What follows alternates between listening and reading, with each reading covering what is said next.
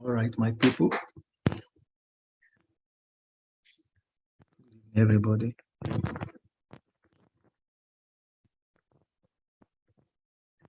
was trying to see if we can get more people to come in. So I'm going to wait for 2 more minutes. And by 10 minutes after 6, we can take off. If that's okay. Stay tuned. Don't go anywhere. Next 2 minutes.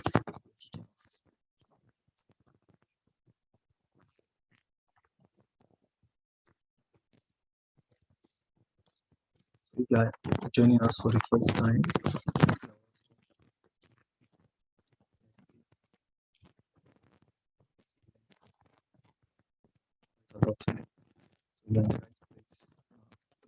subscribe to our channel. This is ECG.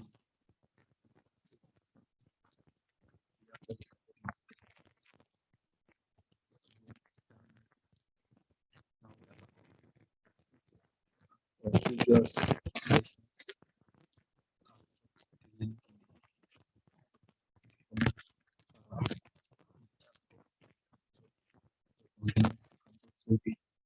Your sections as well. Like I said, lots of them. And we've received a lot of testimonies, a lot of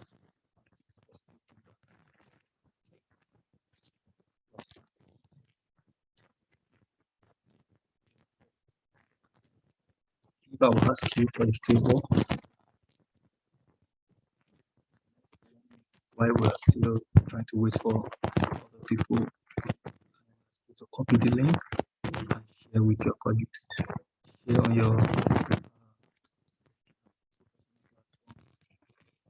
WhatsApp page, your Facebook page, your Twitter, any page. There's no benefit in monopolizing knowledge. So if you find anything that's going to be for your colleagues, wanting to share with them, after all, it's free of charge. Share button. Share with your friends and family. Share with your professional colleagues. Lots of people understanding sector.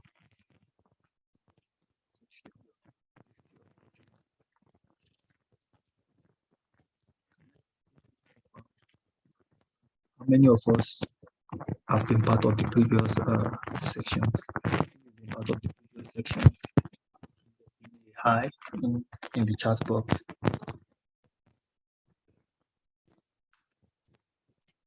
I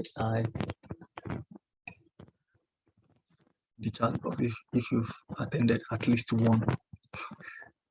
Probably you've watched the recordings as well. If you participated live or recorded the live or recorded sessions, can I anybody like that?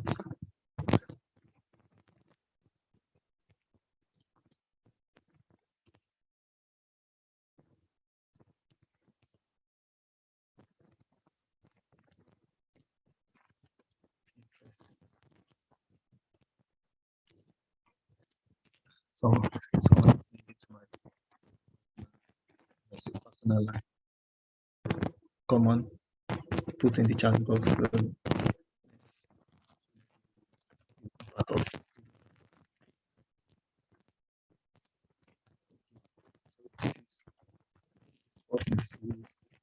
Actually building it back.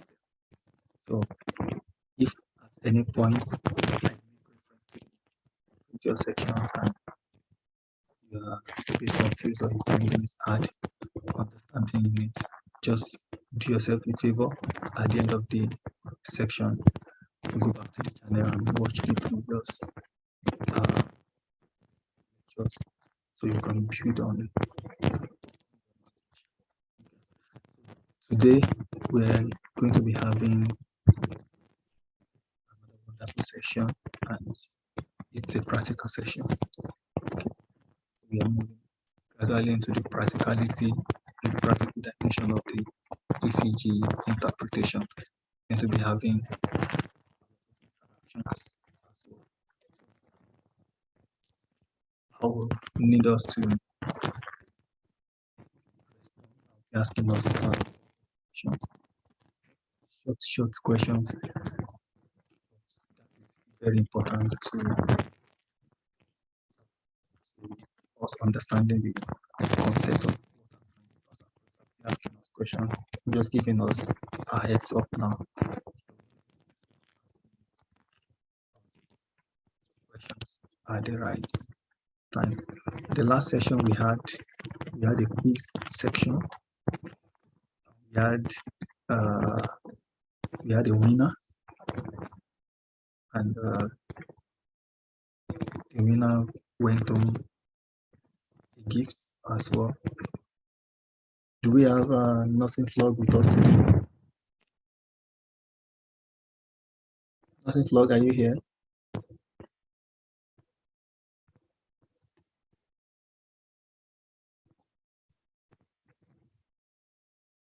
Okay, he was meant to join us, so he was our winner for the last quiz section. So congratulations once again.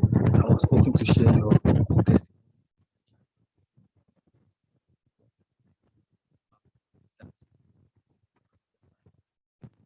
So back to business now. Learning outcomes for today's section.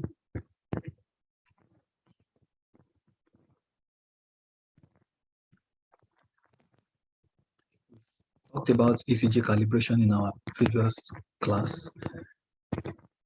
That's our lecture 3. We talked about ECG calibration and standardization. But I'm just going to do a quick recap today. I'm going to summarize it for us. For more information about that, again, you need to go back and watch the class section. But I'm going to do a quick recap on it today because I'll be building on that going forward. Calculating heart rates from an ECG report. Calculating heart rates from ECG. We'll be doing a bit of calculations and mathematics today, which is where ECG tutorial becomes interesting.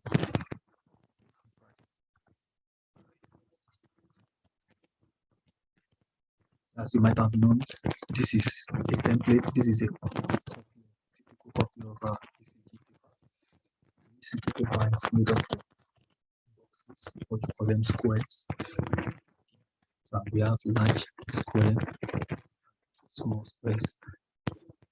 I prefer to call them boxes. We have large boxes and small boxes. You can see the large boxes with a more thick lines, margins. Okay. You have the smaller boxes inside there.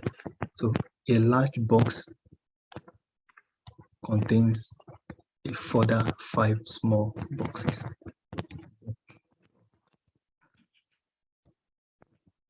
You can see the large boxes here. You can see the large boxes here. You can see the large boxes right here. Then inside a large box, there are 5 other small boxes. So we have 1, 2, 3, 4, 5 inside. So 5 horizontally, 5 vertically. So we have 1, 2, 3, 4, 5 as well because it's square distance. So you have 5 small boxes making a large box. So every ECG paper is just a combination of these boxes, the large boxes and the small boxes, the large boxes and the small boxes.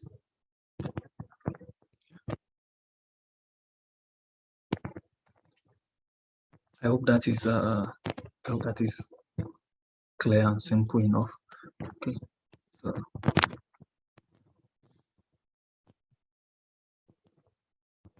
so the standardization, the calibration is just a factor of bringing meaning, bringing perspective into all these boxes. What does a large box represent? A small box, what does it actually stand for? So the ECG is recorded on a standard paper that is traveling at a standard rate of 25 millimeter per second. So if you are part of our previous class, you will agree with me on this because we actually worked it out. Then I'm not going to go back into that for now. So I just need us to note it. So just note that a standard ECG paper, the rate is 25 millimeter per second. 25 millimeter per second. I want you to pay attention to the units I'm actually using. So this is millimeter per second. We expect a normal cardiac impulse to travel 25 millimeter in 1 second. So the paper is divided into large squares. Each large square is measuring 5 millimeter wide. Each large square is measuring 5 millimeter wide. So if we say a large square, we have a large square, and we say this large square is 5 millimeter. Okay. And I mentioned that the standard ECG rate is 25 millimeter per second. Okay, 25 millimeter in a second. A large box is 5 millimeter. So how many large boxes will be traveled in 1 second? Can I have that in the chat box? Just a quick one. Had the previous conversation around this in our last sections. I expect the returning participants to understand it better. So can I have a response in the chat box? I'm going to wait. Okay, because we need to get this before we can understand the subsequent sections. So the standard rate is 25 millimeter per second. A large box is one large box is 5 millimeter. So how many large boxes will be traveled in 1 second? Waiting.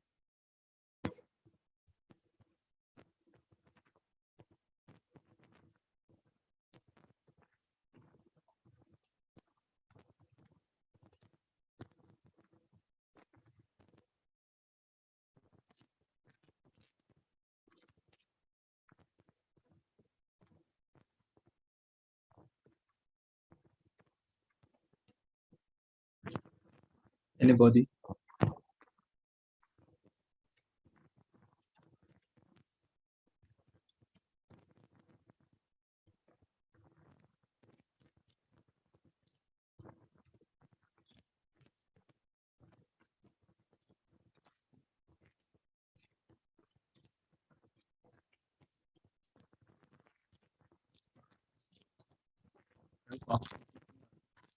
I'm not just talking to self.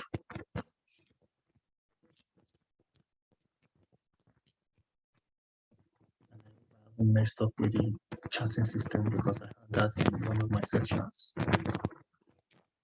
where I messed up with technology.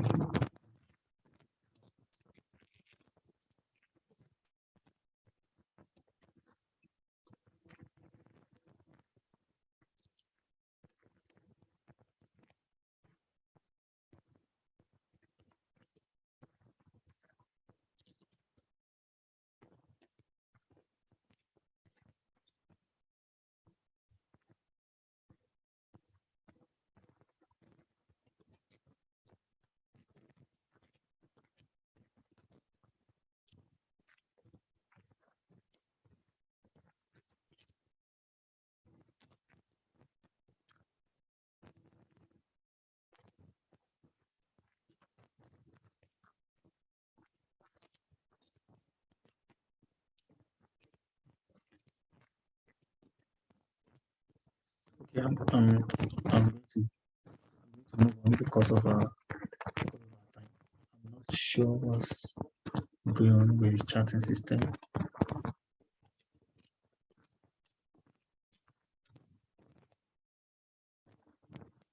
I want to assume I'm audible. That is.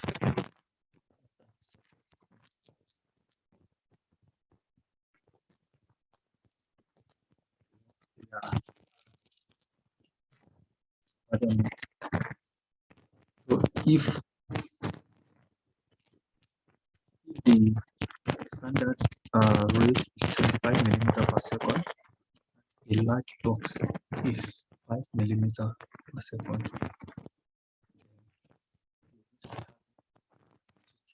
5 large boxes in a second. 5 large boxes in a second. So it's just like you're asking me how many 5 millimeter do we have in 25 millimeter? Okay, because one large box is 5 millimeter, and I'm asking how many large boxes do we have in 25 millimeter.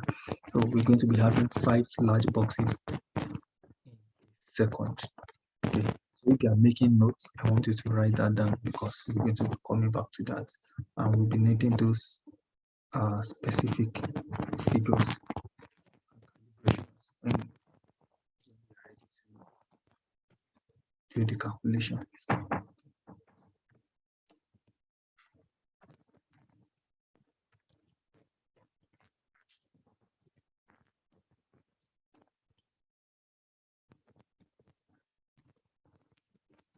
Before I go there, next question I was going to ask is, the standard ECG travels 25 millimeter in a second. How many seconds will it take to travel 5 millimeter? How many seconds will it take to travel one large box?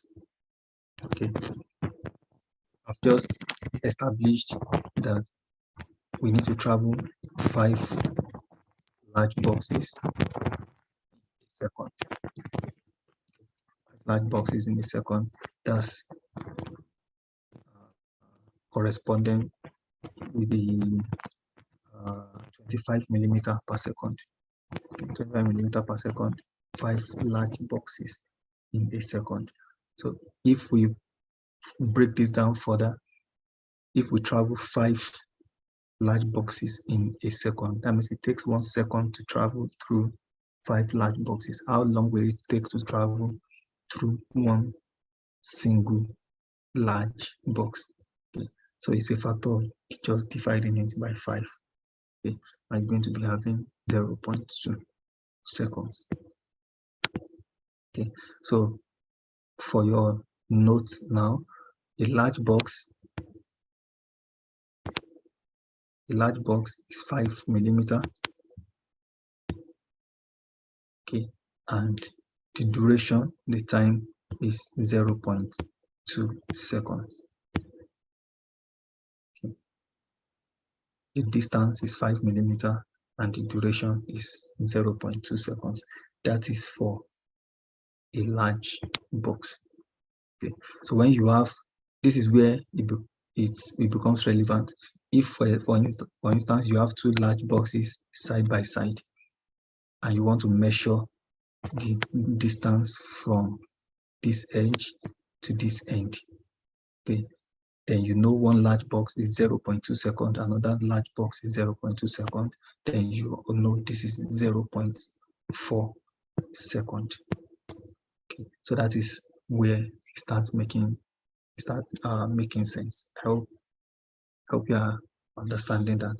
Okay, that's where it starts making sense. So I did mention that a large box is further splitted into 5 smaller boxes and their squares. So if a large box is 5 millimeter wide, and we further split this equally into 5, okay, to give us small boxes. So apparently a small box will be 1 millimeter. I hope that makes sense. So as part of your calibration, you can write it down. The distance for a small box or a small square will be 1 millimeter. Okay, and the duration for a small box. It's unfortunate I can't get I don't seem to get the chat box working. I'm not sure if it's from my end or from the audience. I really don't know what is going on there. I don't just want to be distracted with that anyway. Okay. So, but I was going to ask if we have a large box which is 5 mm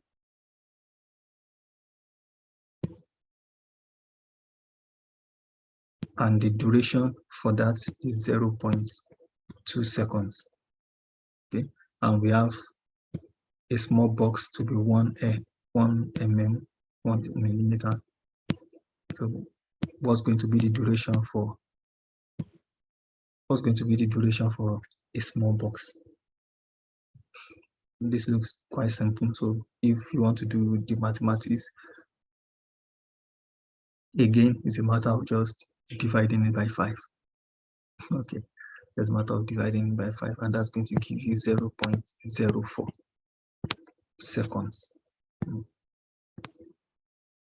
So that's going to give you 0.04 seconds. So for your notes, you can put it down a large box in distance is 5 mm, in duration is 0.2 seconds. Okay. Then the small box in distance is what? 1 mm, and in duration 0.2 seconds. So that is all you need to know. Okay, that's the fundamental thing, the basic that you need to know to understand the calculations and the ECG interpretation. I hope you understand that. So if at any point you get confused or you need me to go over any part of it again, you can try your luck and put in the chat box. Let's see if we can get the chat box working.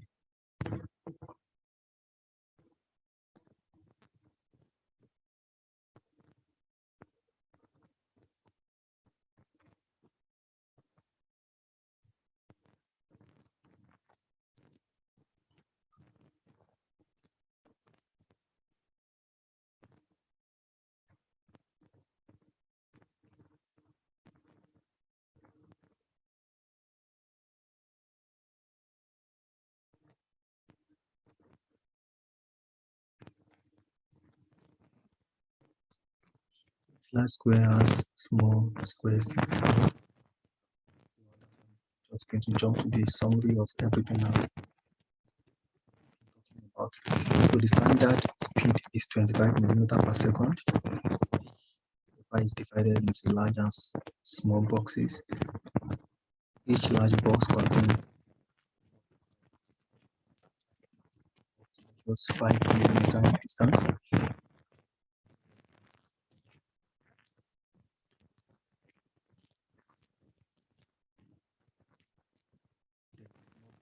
Just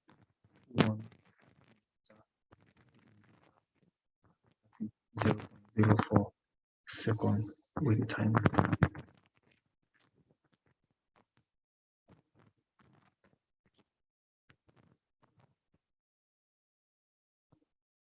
So to calculate heart rate now from an ECG report, there are 2 different rates that can be determined on the ECG.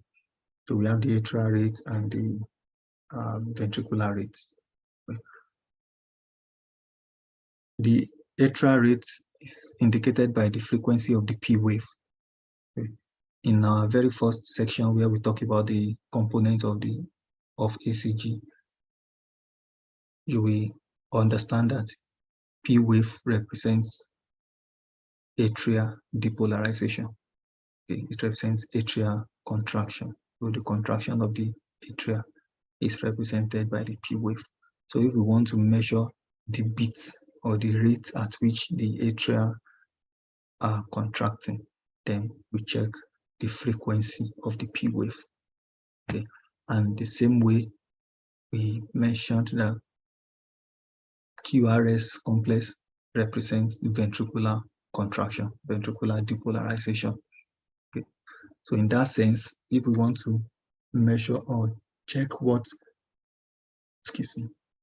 check what the ventricular rate is, then we look at the frequency of the QRS complex.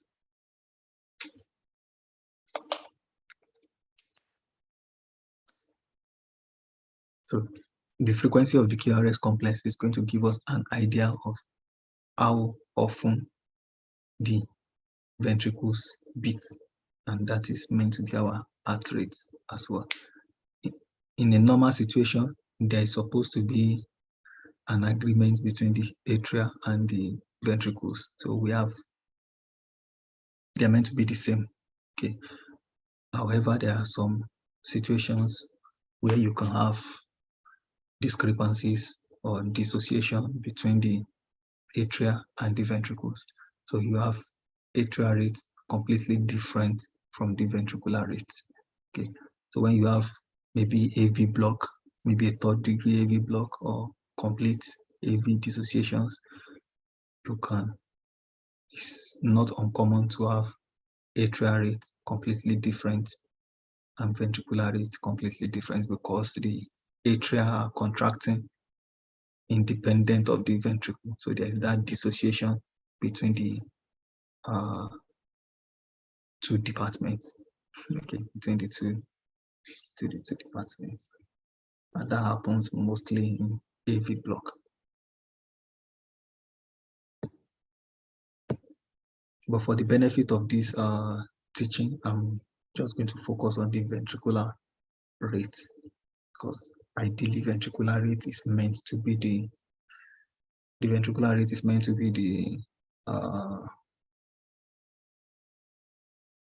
the heart rate, the palpable heart rate that we all you can palpate probably on the pressure points, or you listen on the chest that way. So it's mainly the ventricular rate, because the ventricular beat is more palpable. That's what I'm trying to say. And we all know that there's more muscle mass in the ventricle, and it generates more impulse than the atria. So it's the ventricular rate that most times you palpate. Okay. So there are different rules. We have the 10 seconds rules. You have the rule of 300.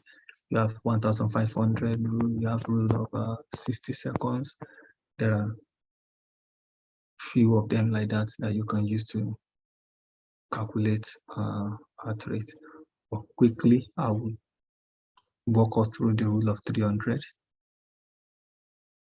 How you can use this rule to calculate heart rate from an ECG report. Not just ECG report, or you can estimate patient heart rate by looking at the maybe you have a patient that's attached to, even from distance, looking at the monitor, you can guess what the patient you can identify from the nursing station. You're looking through the window, looking at the screen. Okay, this patient's heart rate is dropping. Get up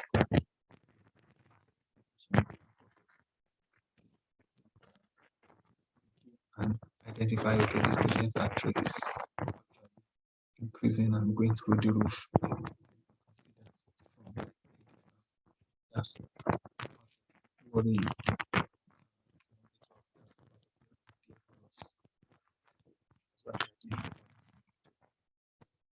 So the rule of 300, this method is only appropriate when the heart rate is regular.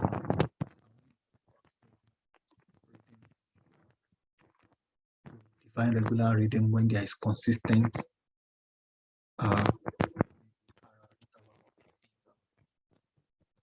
when there is consistency.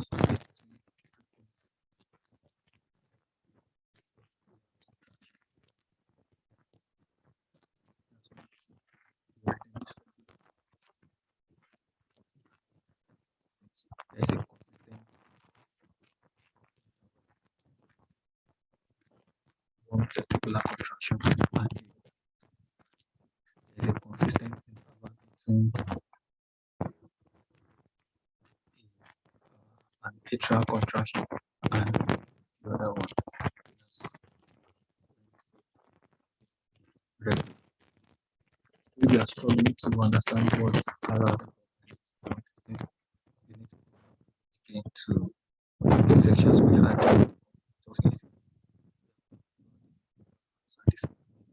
That's great. So the paper speed is running at the standard rate of 25 millimeters per second. We talked about that. Okay. So just to reiterate again, okay, just for the purpose of emphasis, the ECG paper travels at 25 millimeters per second. I believe by now that should have sunk in. So we should all know that by now. The paper is divided into large squares, large boxes. Okay. Each large square is 5 millimeters. We still remember that. And the duration is what? Is 0.2 seconds. I'm sure we still remember that. And each large square has further small squares in it. Okay. And a small square is 1 millimeter in distance. And the duration is 0.04 seconds. So I asked the other time, with the standard rate of 25 millimeters per second, I was asking how many large boxes are we expecting or are we expected to travel in a second? And we established that to be 5. Okay, so because a large box is 5 millimeters, so we're expecting to travel 5 large boxes within a second. Okay. So if I will ask us further now, if you travel 5 large boxes in 1 second, then how many large boxes are you expecting in 1 minute? I think I've had someone in the chat box. So that's, at least that's a confirmation that there's nothing wrong with the chat box. So if quickly I can have us answer those simple questions, that will be helpful for our discussion. So you have 5 large boxes in 1 second. How many large boxes would be in a minute?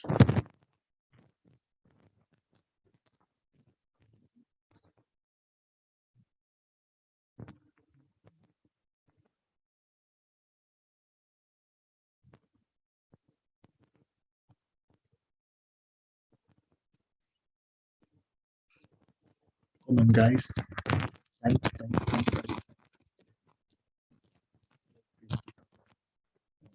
For that things.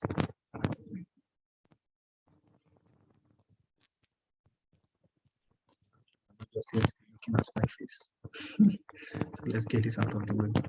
Okay. 5 large boxes in 1 second. How many large boxes 1 minute? How many large boxes will be traveled in a minute?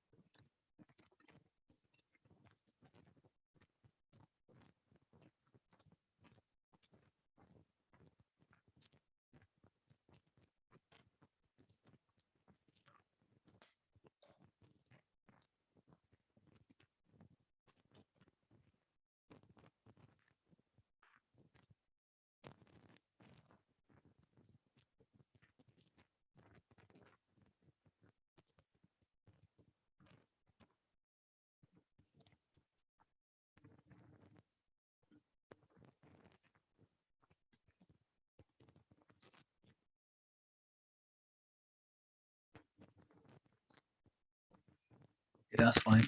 So if we have 5 large boxes a second,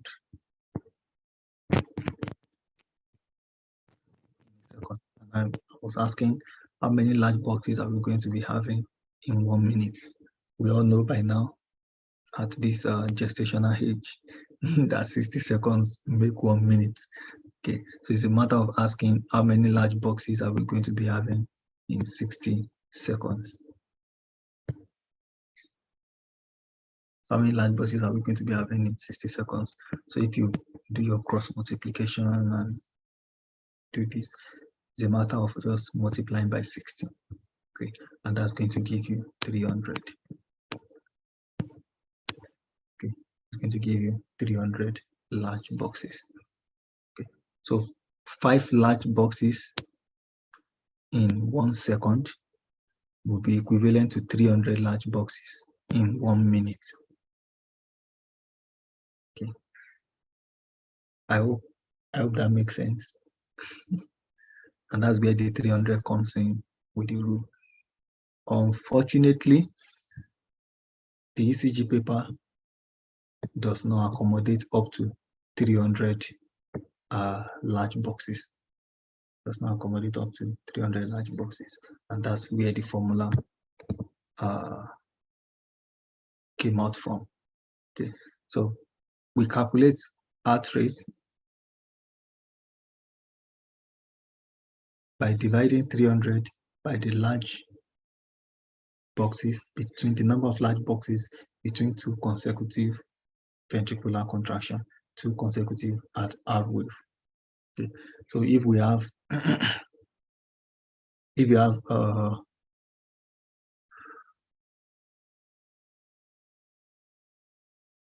have let's say this is heart wave and this is another heart wave. Okay, so we simply going to count the number of large boxes in between them. Okay, so we assume this is a ventricular contraction and this is another ventricular contraction. So we want to see how long it takes for another ventricular contraction to occur. Okay, so we divide 300 by that. It's going to be clearer in a bit.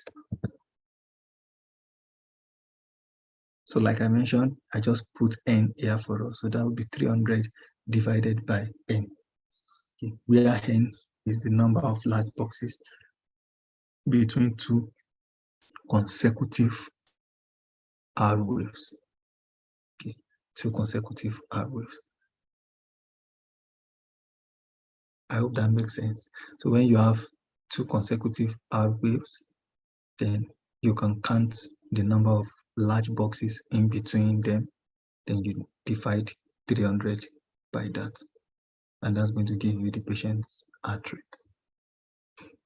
Very simple, isn't it? So if you are trying to calculate atrial rate specifically, then your focus will be on the P wave. Then you look at the PP interval, the interval between a P wave and another P wave, the interval between one atrial contraction and another atrial contraction. And if you are looking at the ventricular rate, then that would be the QRS. Most cases is the heart wave you would consider, because the heart wave is the peak of the QRS complex. So you look at the distance between one heart wave and the other heart wave, then that would be your n. You divide 300 by that. Okay. I'm going to give us some example now. You can see this is already solved for us. So if you look at this, the information you have here, this is like a typical ECG paper. You can see the thick line representing the large boxes, then you can see the small boxes right inside there. So you can see components here, the P wave, you can see the QRS complex, you can see the wave typically. So looking at this, is what you need to do first is identify the hard wave. Okay, identify the hard wave, that's the peak. Yeah. So the distance between the hard wave, the distance between the hard wave is the RR interval. Then you count the number of boxes in between both hard waves.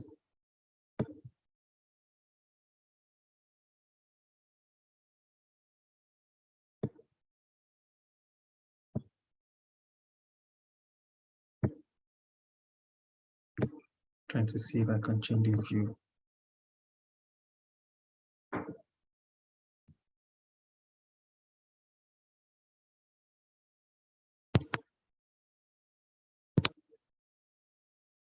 Okay, so this is an R wave, and this is another R wave. So our focus is the interval between this wave and this wave, and we only count the number of large boxes in between. So here we have, this is one large box, and this is another large box. So we have, this is 1, 2. So here we have 2 large boxes between the R waves. And if you divide, this is 2, so if you divide 300 by 2, it's going to give you 150 beats per minute. It's very simple. Okay, so when you have 3 large boxes in between the R waves, then that will be 300 divided by 3. And the same way, if you have 4 large boxes in between the R waves, then it's going to be 300 by 4, and just continuing like that. I hope that makes sense to us.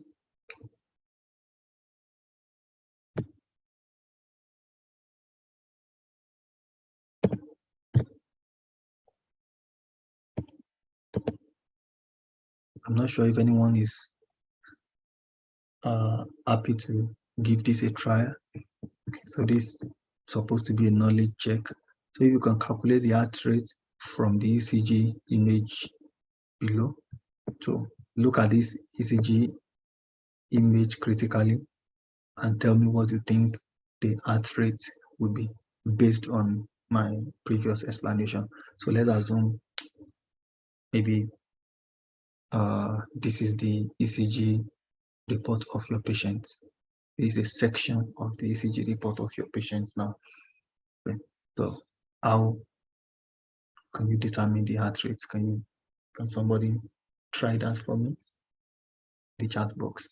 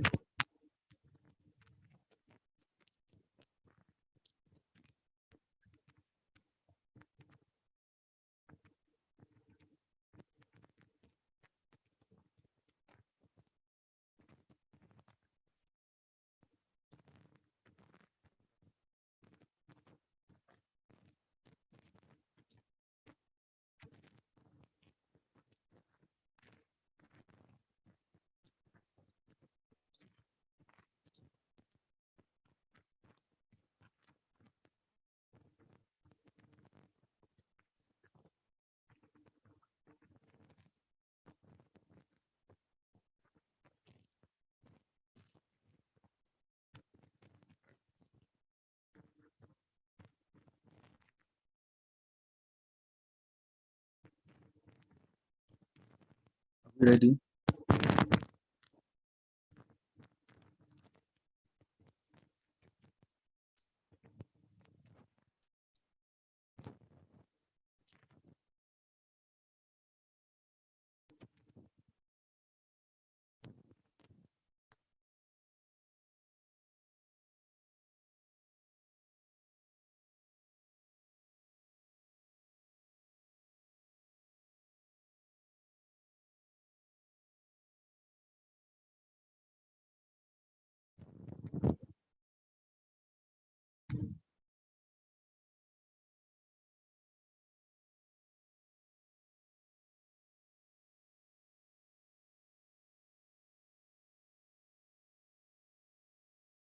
Okay, someone said 75, another person said 78. Okay, so that's brilliant. Any other person?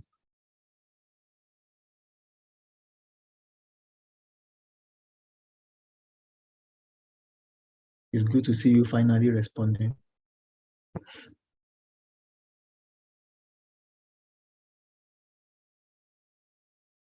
Any other person?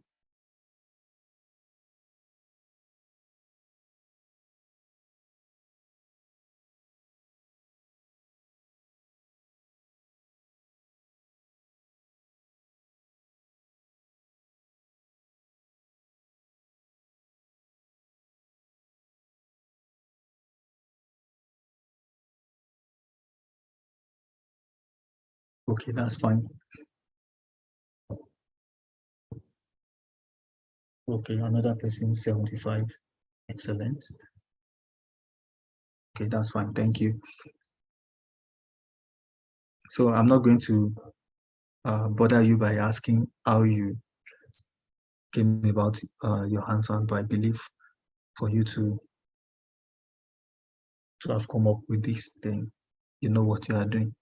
Okay, so with the formula, the heart rate is 300 by n, where n is the number of large boxes between two consecutive R waves. When I say consecutive, you can't count from this and jump to this.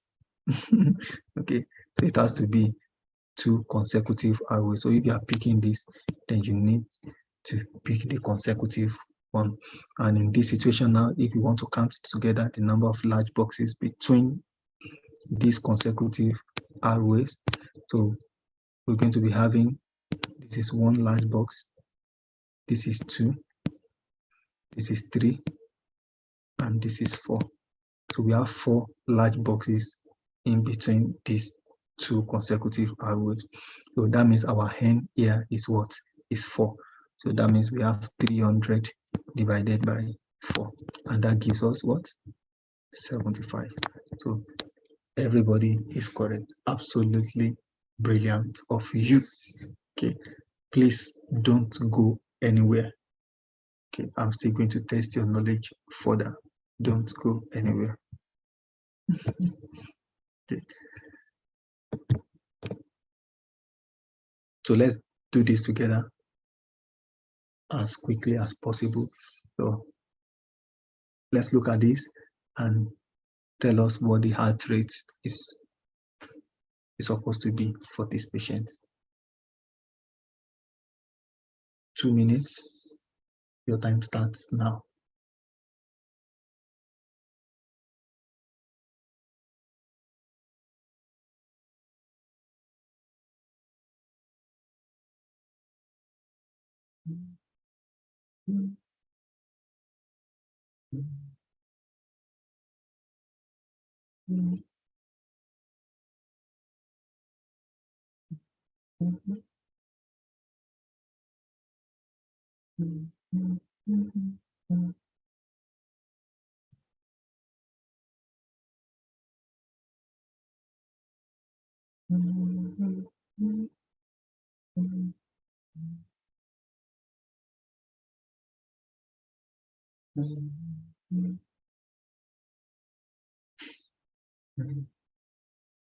Okay, so 150.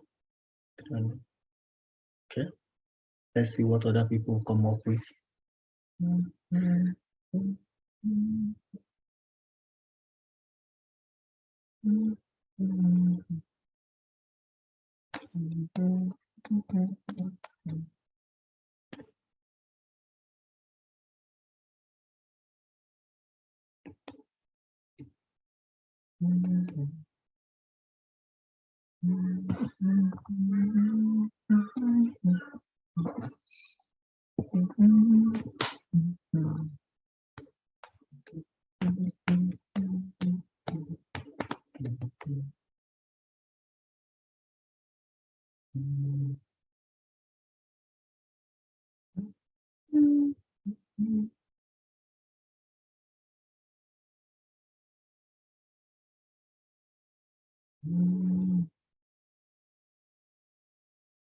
Any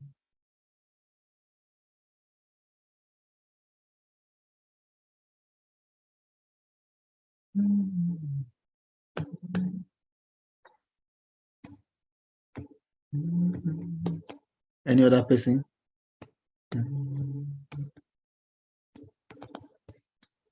It is simple mathematics common.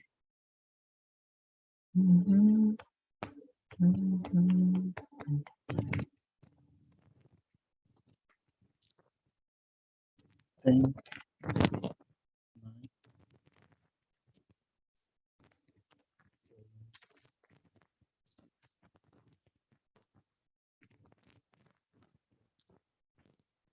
3,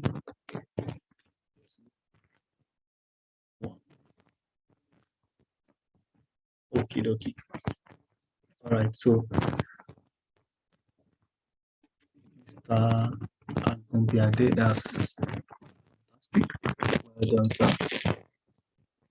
So looking at this, the first step is to identify the R wave, which is the peak. So we have the R waves here. And the R waves right here. So we are picking 2 consecutive R waves, then we are counting the number of large boxes in between them. Okay.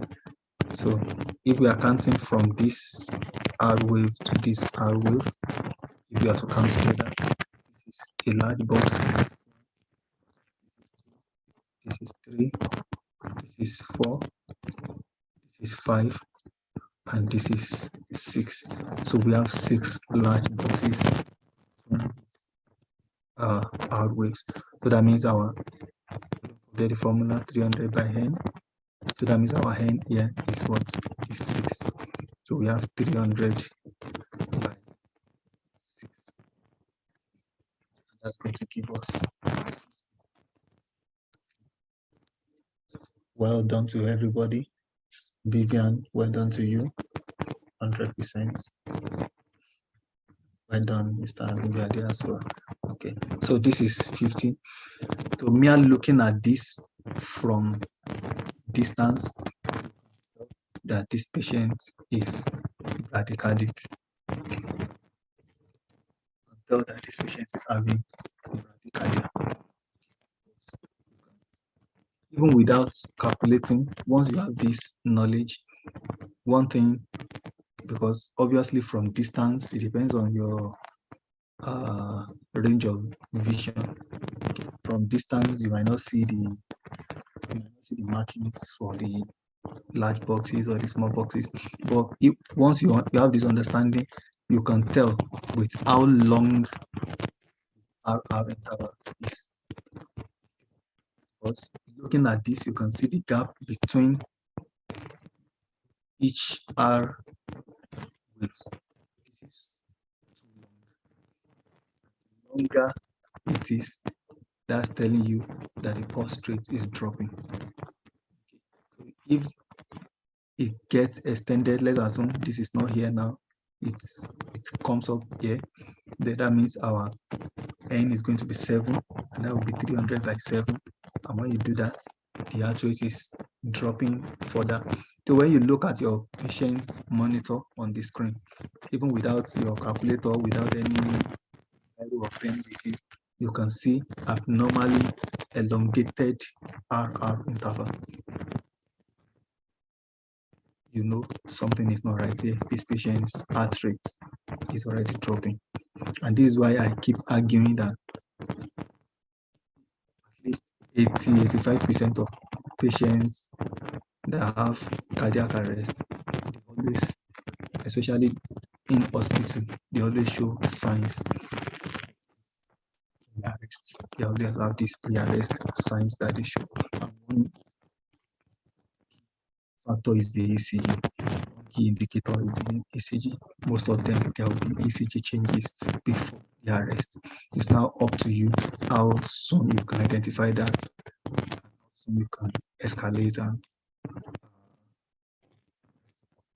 how fast you can recognize, okay, this patient is deteriorating. The patient might be talking to you in these moments, and You just turn your back, look at the monitor, then you see an abnormally elongated upper.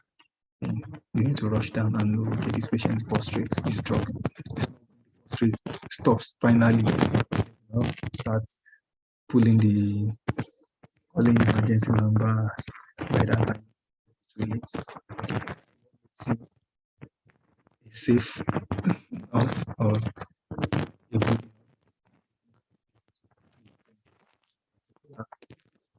occurrence. So well done, everyone. Yeah. So that is how you can use the rule of 300 to calculate.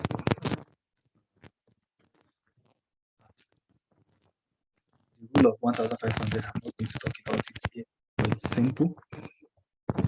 Before I move to that, two things I want to establish. Number one is when you want to count you want to check for your R waves, always use the lead 2. Okay, use your lead 2. Because the lead 2 reading, they call it the reading strip. Okay, because that is where you have representation of all the P is more prominent in lead 2, and the QRS as well. You can see it effectively on lead 2. So don't, if you try to use another lead, it might be confusing, or not even a bit, a lot confusing. Imagine you going to AVR to pick your R wave. All the leads in all the waves in AVR, they are all negative, so it's going to be inverted and just one funny way like that. Or you go to V1 where the P wave in V1 is probably biphasic.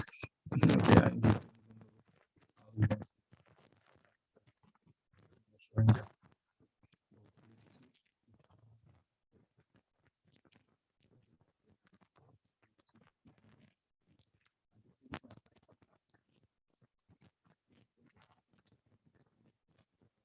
on electrodes.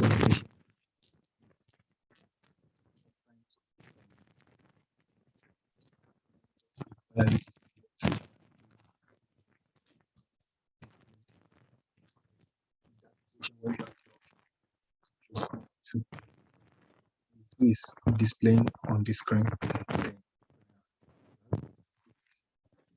So lead 2 is important for you to use. Another thing I needed to mention for the 1500 rule is just simple mathematics once again, because a large box is 300, okay, and a small box is just, if a large box is 300, then the large box is further divided into 5. Okay. So in this situation now, if you have maybe, let's say this is another R wave here, so you have just one large box here, then this will be equivalent to 5 small boxes. If you have 2 large boxes, this is going to be equivalent to 10 small boxes. If you have 3 large boxes, that will be equivalent to 15 small boxes. That will be times 5. When you have 4, that will be small boxes. So the same way, when you have 300, that will be equivalent to 1500. 300 equivalent to 1500 small boxes. And how does this apply? Is that instead of you counting the number of large boxes, why you need to know this? Because this looks like a regular ECG that we are using as example. In some situations, it may not be regular, in the sense that maybe from this, let's label the RR interval now, the R waves now. Let's say this is one wave, this is the second wave, and this is the third wave. So the distance between the 1 and 2 might be just as it is now, 6. And the distance between 2 and 3 might be shorter. Maybe you have the R wave somewhere here, maybe just 2. This happens to be our third wave, and this happens, and then the fourth one. So we have the first RR interval to be 6 large boxes, the next RR interval to the other one maybe 3.5 or something. So it's not consistent, it's not regular. When you have irregular,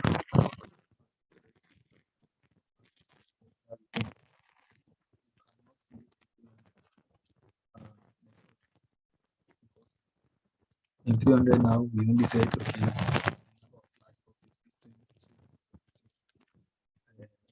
R waves. So are you now going to count from 1 to 2 and say, okay, this is 300 divided by 6? Or you are going to count from 2 to 3, because 2 to 3 is also consecutive, and that will give you 300 by 2, that will give you 150. So if you use these two R waves, you're going to have 50. You use the next one, you have 150. Use the next one, maybe you have 100. So you don't even know what to go for. So it cannot be accurate when you have. That is why you need to do other methods as well. Another thing is, sometimes R wave might not fall directly on the thick line, on the large boxes. They not fall directly on the large boxes. And that is where the understanding of the small, like in the previous example,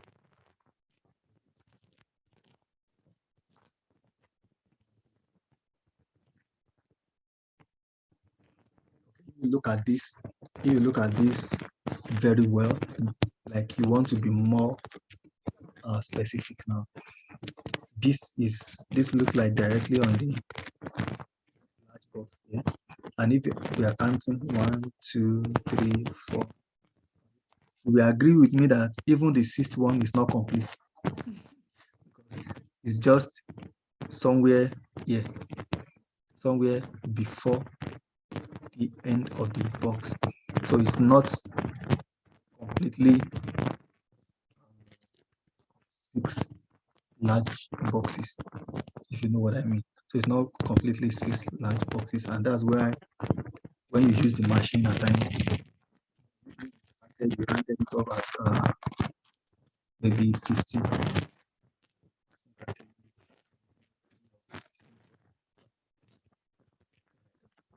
If you need to be that specific, this situation counts large box,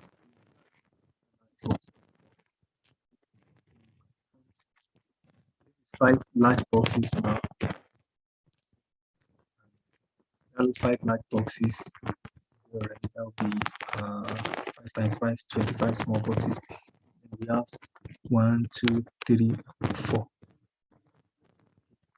So this takes only 4 small boxes, not the entire large box.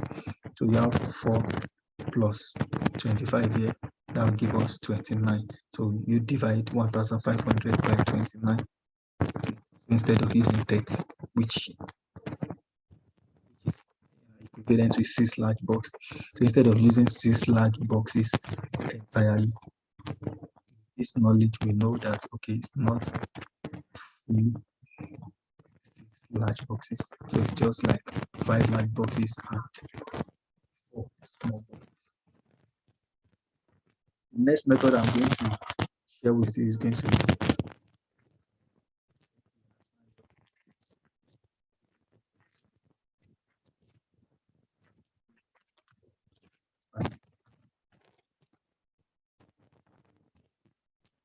next method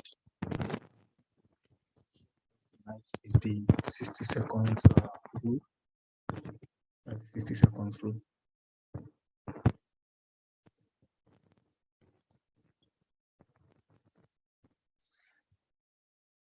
just a bit of recap again. Calibrations we talked about. Large box, 5 millimeter wide, 0.2 seconds in duration. Okay. Then each large box is further dividing into 5 small boxes. Each small 1 millimeter wide and in duration is 0.04 seconds.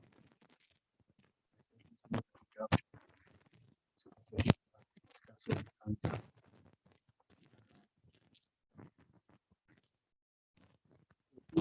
Our interval is 5.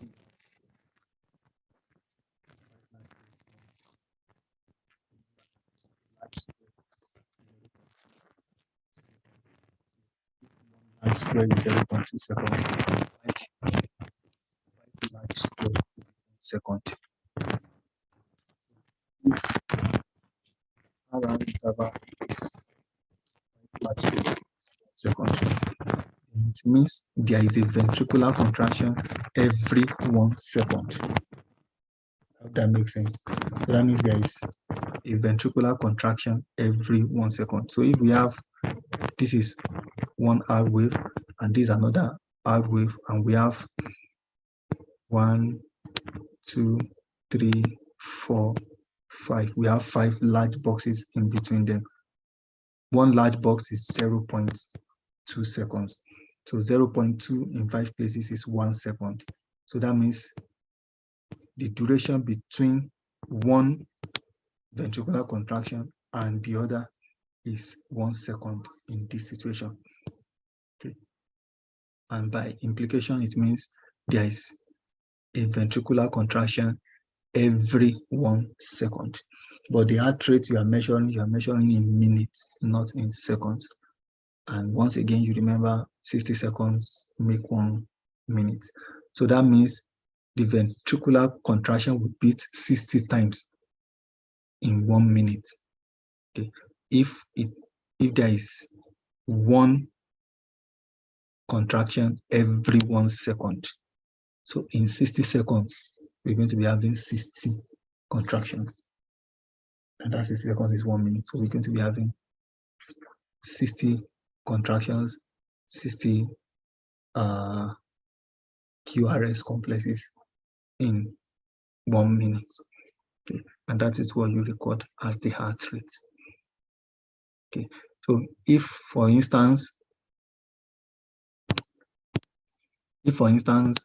you have the R wave here and there are 4, 2, 3, 4, and there are 4 large boxes in between them. Can someone tell me what this duration represents in seconds? Don't worry about my drawing, but we have 4 large boxes here. So this will be how many seconds?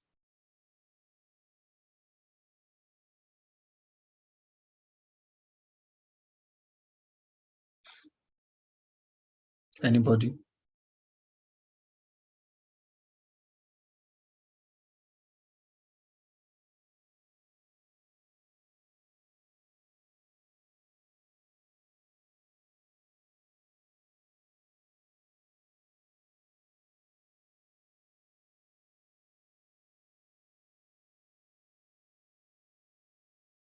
.8. Okay, fantastic. Any other person?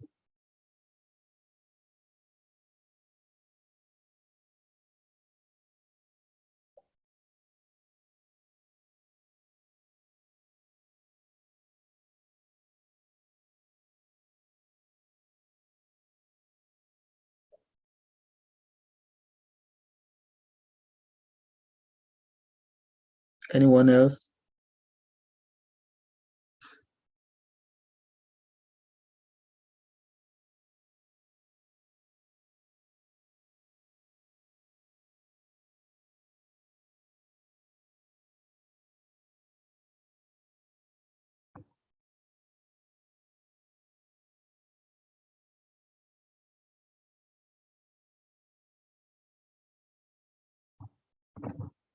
Okay, so you remember, once again, a large box is 0.2 seconds. So 4 large boxes will be 0.8 seconds. So quite simple. Okay. And by interpretation, that means there is a ventricular contraction after every 0.8 second. Okay, so there is one ventricular contraction, that's one beat every 0.8 seconds. So how many beats are we going to have in 60 seconds? That's in 1 minute. That's what we are counting as our heart rate, isn't it? Okay. So how many beats are we going to be having in 60 seconds? I'm still going to wait for our response. Okay. So 1 beat every 0.8 seconds. How many beats in 1 minute? How many beats in 60 seconds?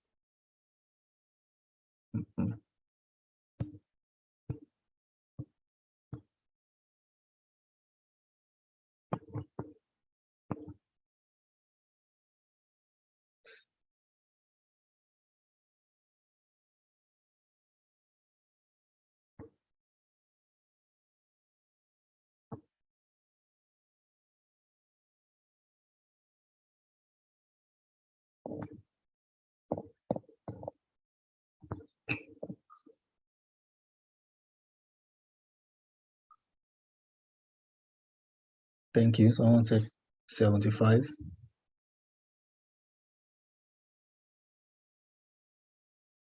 Okay, someone else said 75.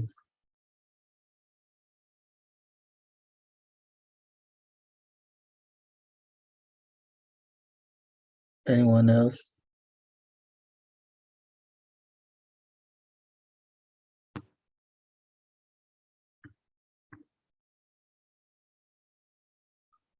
Okay. Wow. Someone said 48. Okay.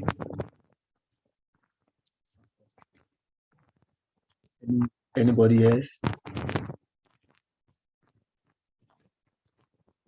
I like it when I have contradictory responses. So,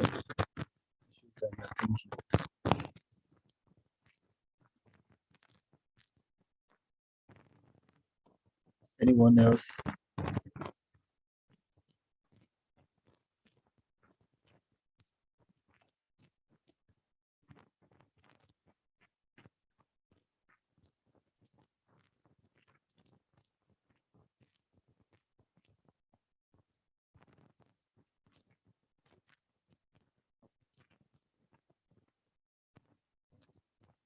Okay. So let me solve this for us, or let's do this together now.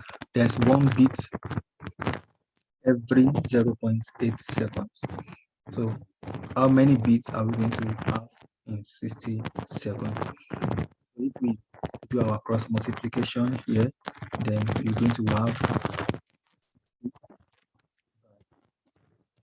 0.8. Okay, and 60 by 0.8 is going to give you 75 beats per minute. To give you 75 beats per minute. Okay, so 75 is the correct answer. I hope that is clear. We have 75 beats. I'm going to give you one more example, one more exercise before.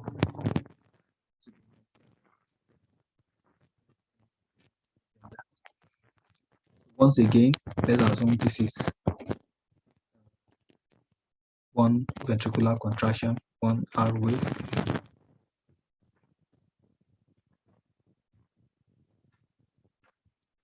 Just going to tweak things up a little bit. So in this situation, let's assume we have 1, 2, 3 large boxes and 3 small boxes. Okay, So in this situation, we have 3 large boxes. 3 large boxes and 3 small boxes. First thing first, establish the duration. What's going to be the duration between these consecutive R wave if the distance covers 3 large boxes and 3 small boxes. I don't want to help us, but let me help us a bit. Okay, one large box, just as a reminder, one large box in seconds is 0.2 seconds. I hope you remember that. And a small box is 0.04.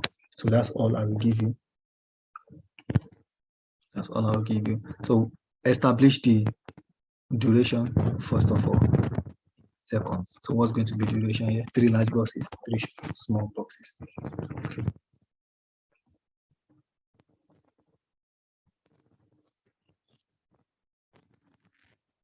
Someone said 0.72. Amazing. Getting interesting now.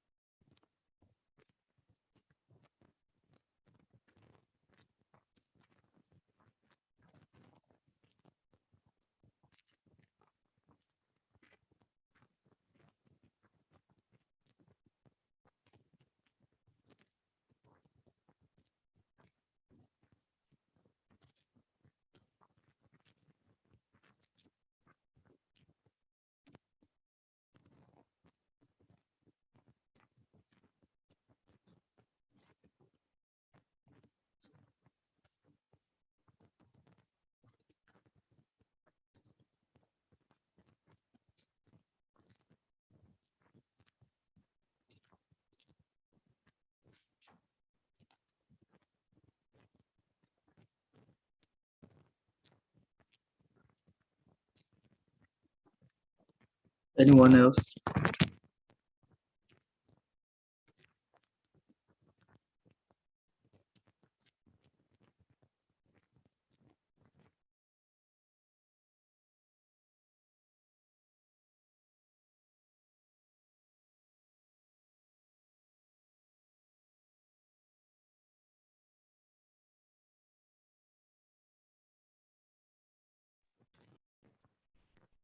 Sorry, 0.72 is the only responsibility now.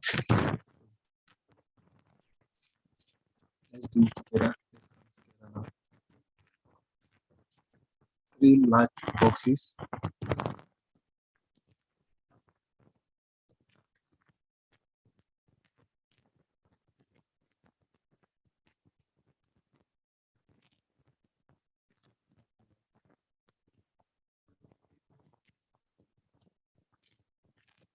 We have 3 large boxes.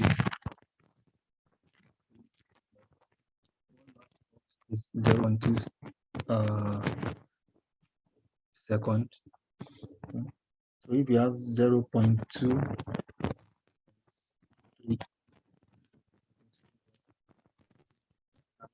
this is 0.2, this is 0.2, this is 0.2. So that means the large boxes, we have 0.6 for the large boxes. For the small boxes, one small box is 0.04. So this is 0.04, 0.04, 0.04. The 3 of them will be 0.12. Total, we have 0.7. Okay. So, Mr. Agunbiade, very well done to you. So we have 0.72 seconds. And back to calculation. So if you have if you have a ventricular contraction after every, you have one beat, one contraction every 0.72 seconds. How many beats are you going to be having in 60 seconds? Don't forget we are dealing with 60 seconds now. 60 seconds, that's 1 minute.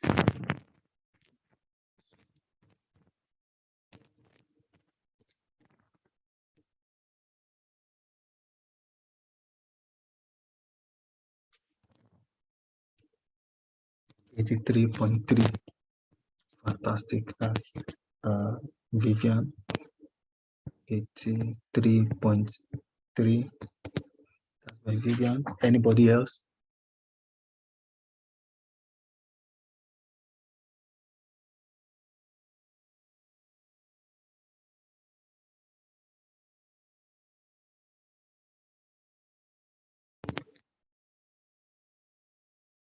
Anybody else? Okay, another person 83, another person 83. Okay, that's fantastic. And that is absolutely correct. Okay, you deserve to be proud of yourself at this point, because for instance, if you are assessing a patient's heart rate and somebody said 80 beats per minute and the other person said 83 beats per minute, it looks trivial, but it tells us that this other person pays attention to details. This other person know what he's doing. Okay, and in some situations, that's actually how you know maybe they've used a machine to, maybe you use the digital machine to check maybe blood pressure or check patient's pulse rate, or you've counted manually. Because many of us, when we count manually, we just round it off 80, 85, 90, 95, 100, just round it off like that. Okay. But when you have 83, and to make it, I don't want to say worse, to make it beautiful, you now have it to the nearest decimal, say 83.3, that this patient's heart rate is 83.3. That is computer level. So that means you are already operating at a computer level for you to be able to assess a patient's heart rate to the nearest decimal. That is absolutely fantastic. And that is what ECG knowledge can offer you. Okay, that's what ECG knowledge can offer you. You no longer have to just round off or estimate casually. You can actually calculate it to the nearest decimal, and that's what this method does for you. Okay. So the summary of this method, is the formula will be, let me see if I've written it out for you. I've done all these illustrations. Okay. So the formula will be 60 divided by the RR interval in seconds. And that is what I've been doing. That's what you have been doing for the past 5 or 10 minutes now. Okay, that's what we've been doing together. So it's just putting it down as a formula. Okay, just putting it down as a formula. So it's just dividing 60. Come on. It's just dividing 60 by the RR interval in seconds. Please pay attention to the second. And that's just where the work is. You need to be able to calculate the duration to the nearest seconds. So when you have 5 large boxes and 1 small box, it's easier. You can get away with it if you use the 300 rule and just divide it by 5. Okay, but at the same time, it's not as accurate because there is still an extra small box at the end. So that extra small box is an extra duration. So if you are using the 60 seconds rule, then you can get it done to the exact figure, exact rate. So in that situation, you're going to be having 5 large boxes and 1 small boxes. That's very, very exact and specific. So 60 divided by RR interval in seconds. So this method will give you a concise result compared to the rule of 300 because you can calculate it to the nearest seconds. And I hope you are all happy with that. I'm not sure if okay, got another image here. So this one now, before I let us go, I'm not going to help us at all. Okay, so just assume this is your patient's, a section of your patient's ECG results report right before you. I need 1, 2, 3 people to tell me what they think the heart rate of this patient will be in the next 3 minutes.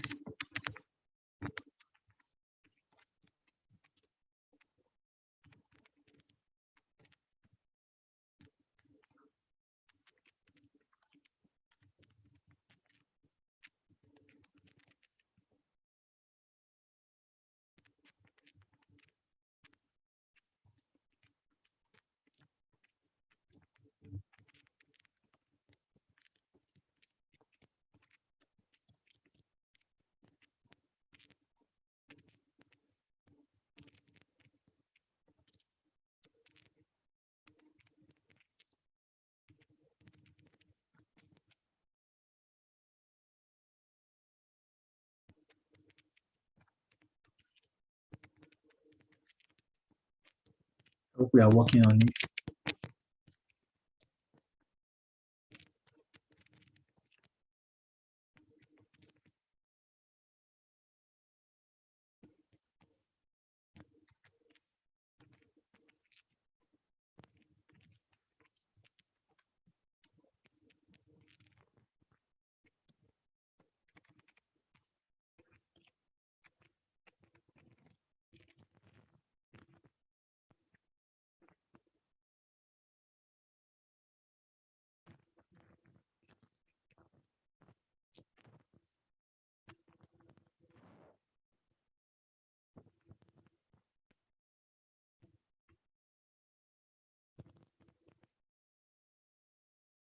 Okay, we started getting response. Someone said 88.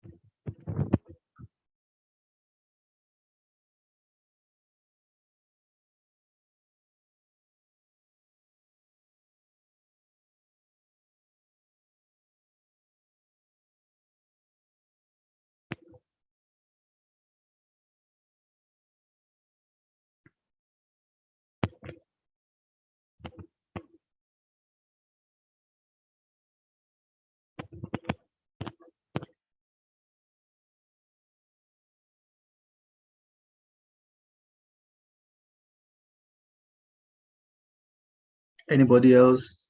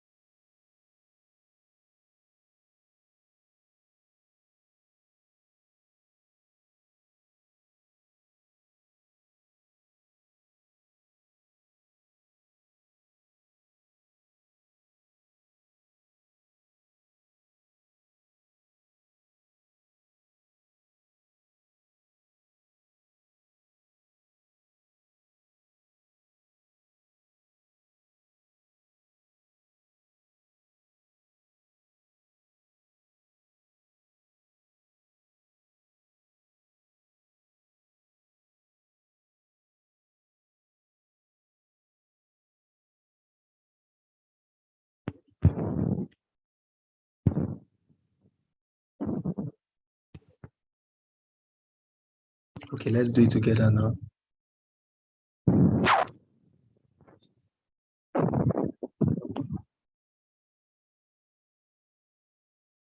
Let's do it together. So the first thing to do, identify the R waves.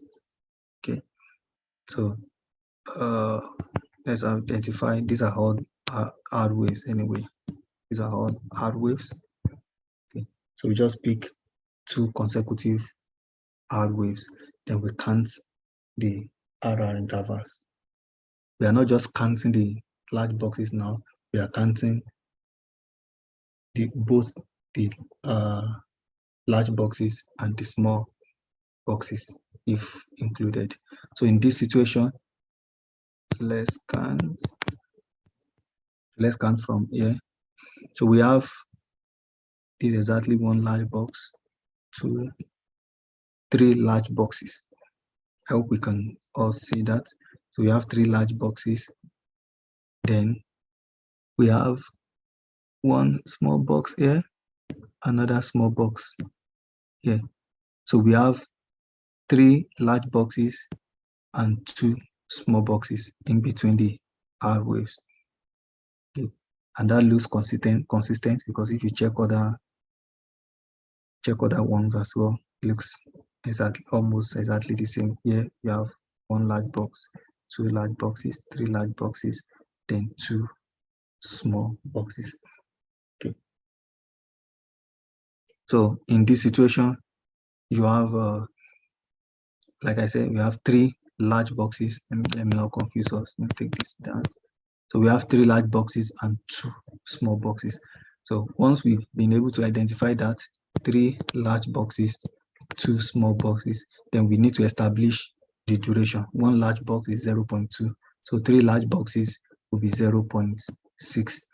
2 small boxes, one small box is 0.04. Okay, so 2 small boxes is 0.08. Okay, so altogether we have a duration of 0.68. That's the RR interval here. Okay, this is RR interval. So if the question has asked you to calculate the RR interval, then in this situation, the RR interval is 0.68. And don't forget the formula.